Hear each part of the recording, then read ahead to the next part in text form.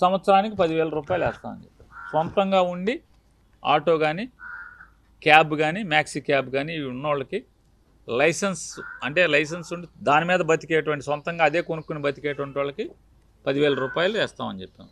As it is మాట నిలబెట్టుకున్నాం కదా. మరి మీ మేనిఫెస్టో ఏం చెప్పారు? మీ అబ్బాయి ఏం చెప్పాడు? మీరేం చెప్పారు? మీ అబ్బాయి ఏం చెప్పాడు? మీరు పవన్ కళ్యాణ్ కలిసి ఏం చెప్పారు? కాబట్టి ఇది డ్రైవర్ల ఏంటిదండి, ఇది డ్రైవర్ల సేవ కాదు, ఇది డ్రైవర్ల దగా, ఇది డ్రైవర్లని దగా చేయటం. ఇది ఆటో డ్రైవర్ల పండగ చేసుకోండి కాదు, ఆటో డ్రైవర్లని ఇవాళ మీరు దగా చేసినటువంటి రోజు, మోసం చేసినటువంటి రోజు. ఇంకా మీరు ఇప్పటికే చాలామందిని మోసం చేసుకుంటూ వస్తున్నారు. ఇవాళ కడుపేదలైనటువంటి సమాజంలో కడుపేదలై రెక్కల ముక్కలు చేసుకున్నటువంటి బతికేటువంటి మీ అబ్బాయి చెప్పిన 13 లక్షల ఆటో వాళ్ళు, మరి మీరు పవన్ కళ్యాణ్ కలిసి చెప్పినటువంటి ఆ 13 లక్షలు ప్లస్ కొత్తగా ఈ 2 ఏళ్లలో మరొక లైసెన్స్ సాధించినటువంటి 1 లక్ష ఎంతమంది ఉంటారు కదా. కొత్తగా లైసెన్స్ వచ్చిన వాళ్ళు, ఆటో లైసెన్స్ తెచ్చుకున్న వాళ్ళు 1 లక్ష మంది అని ఉంటారు కదా. వాళ్ళు మరి వీళ్ళందరికీ 15,000 ఎప్పుడు వేస్తారు? ఏరా అసలు మీరు వేసిన 2,90,000 మంది అంటే మేము వేసిన 275 మీద ఈ 2 ఏళ్లలో 16,000 మందికి పెంచి మీరు వేశారు. మరి మిగతా మీరు చెప్పి హామీ ఇచ్చినటువంటి వాళ్ళందరూ ఏం చేసుకోవాలి? పండగ చేసుకోమంటున్నారు. వీళ్ళందరూ ఏం చేసుకోవాలి? మీ మాంగారికి చేసిన పని వీళ్ళందరికి కూడా చేశారు కదా. నందమూరి ఎన్టీ రామారావు గారికి మీరు ఏమైతే చేశారో ఈ ఆటో డ్రైవర్లకి, లారీ డ్రైవర్లకి, టిప్పర్ డ్రైవర్లకి అందరికి అదే చేశారు కదా. మీరు జగన్మోహన్ రెడ్డి గారు చెప్పాడు ఓనర్ కమ్ డ్రైవర్లకి వేస్తానని, చేశాడు. 5 ఏళ్ళు అన్నాడు, 5 ఏళ్ళు చేశాడు. మీరు 5 ఏళ్ళు అన్నారు, 1 సంవత్సరం పంగనామం పెట్టారు, 2వ సంవత్సరం చివరాంత సగం పైన అయిపోయిన తర్వాత ఇవాళ జగన్మోహన్ రెడ్డి గారు వేసిన దానితో సమానంగానే 2.76 మేమేస్తే మీరు ఎంత వేసారు? 2.90 వేశారు.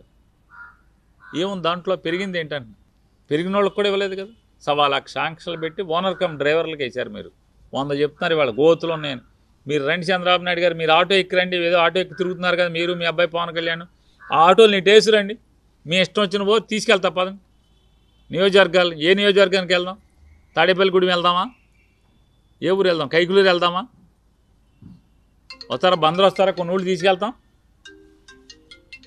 మీ ఇష్టం. ఏ ఊరు? పెడ నియోజకవర్గానికి వెళ్దామా? అమినిగడ్డ వెళ్దామా? ఎక్కడికి వెళ్దాం? పదండి, ఆటో వేసుకురండి. మీరు హాస్పిటల్లో చేరపోతే అప్పుడు నన్ను అడగండి. మీకు ఏదోటి అయ్యి నడుము పట్టేసో, వెనుపోసి ఇరిగిపోయో, జారిపోయో ఏదోటి అవ్వకపోతే రండి వెళ్దాం ఆటోలే. మీరు ఆటోలు ఎక్కి రండి. అక్కడ ఊరికే నున్నగా ఉన్న రోడ్డు వేసుకుని ముందే మైకులు ఎట్టుకుని మీరు ఒక మైకు, మీ అబ్బాయి ఒక మైకు ఎక్కి, ఇక మన రాధాకృష్ణ ఈనాడు రామోజీరావు గారు అబ్బాయి మన కిరణం బోరణం మనకెందుకులేండి, రామోజీరావు కొడుకే కదా. బూతులు మాట్లాడుతున్నాడు మీ ఓడు. మీరు ఆకాశానికి లేపుతున్నారు జాగిలు పెట్టి కదా. బూతులు మాట్లాడుతున్నాడు అమ్మాయిలతో, ఆ లేడీ ఆటో డ్రైవర్తో బూతులు మాట్లాడుతున్నాడు. రాయిరా, చూస్తాను రేపు పెద్ద ఎడ్డింగ్లో బ్యానర్ ఎడ్డింగ్ పెడతామేమో చూస్తాను. ఆడపిల్లలతో బూతులేంటి? సంస్కారం కూడా లేకుండా మాట్లాడతారు. అలవాటు అయిపోయింది బరి తెగింపు. ఎందుకని? మీరు రాయరు కాబట్టి. మా నోరు జాగ్రత్తగా ఎందుకు కొడుతుంటే మీరు ఏది పడితే అది మాట్లాడితే మమ్మల్ని రాస్తారు కాబట్టి, భూతత్వంలో చూపిస్తారు కాబట్టి భయభక్తులతో ఉంటాం, సంస్కారంతో ఉంటాం. సరే మీరందరూ చూపిస్తారు కాబట్టి, మీరందరూ సెన్సార్ చేస్తారు కాబట్టి, మీరందరూ కలిసి 10 ఛానళ్ళు 2 పేపర్లు ఆకాశానికి ఎత్తుతారు కాబట్టి ఈ రోజున డ్రైవర్లందరికీ పండగ రోజు కాదు, దండగ రోజు.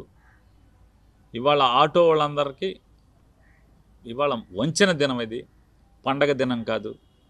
పవన్ కళ్యాణ్, నారా చంద్రబాబు నాయుడు, లోకేష్ నాయుడు ముగ్గురు కలిసి డ్రైవర్ల కులానికి, అంటే డ్రైవర్ల జీవనం డ్రైవింగ్ చేసుకుని బతికేటువంటి ప్రతి ఒక్కరికి బ్యాడ్జ్ ఉండి లైసెన్స్ ఉన్నటువంటి దాదాపుగా లక్షల మందికి ఇవాళ ద్రోహం చేశారు. నాడు ఎన్టీ రామారావుకి వెన్నుపోటు పొడిచారు, ఇవాళ డ్రైవర్లందరూ కూడా వెన్నుపోటు పొట్టడం. ఉద్యోగస్తులు కూడా జీతాలు ఇవ్వట్లేదు. గత ప్రభుత్వం ఎవరికి ఇవ్వట్లేదు? ఆ సంస్థ ఉద్యోగులకి జీతాలు కూడా మాన్సా అనేది ఉందిలేండి. మాన్సాక ఇప్పుడు ఆయనకు కుక్క బిస్కెట్ లేక బిస్కెట్ ఒకటి పడేసాడు చంద్రబాబు నాయుడు. గోవాలో సముద్రం ఒడ్డున ఆయనకు 2 అలవాట్లు ఉన్నాయి. జాగ్రత్తగా అవి చేసుకుంటా ఎందుకు ఇక్కడికి వచ్చి రాజకీయాలు ఇవన్నీ. గవర్నర్ గారికి హుందాతనం కాపాడితే మంచిది. వయసు రాగానే సరికాదు వీళ్ళందరికీ.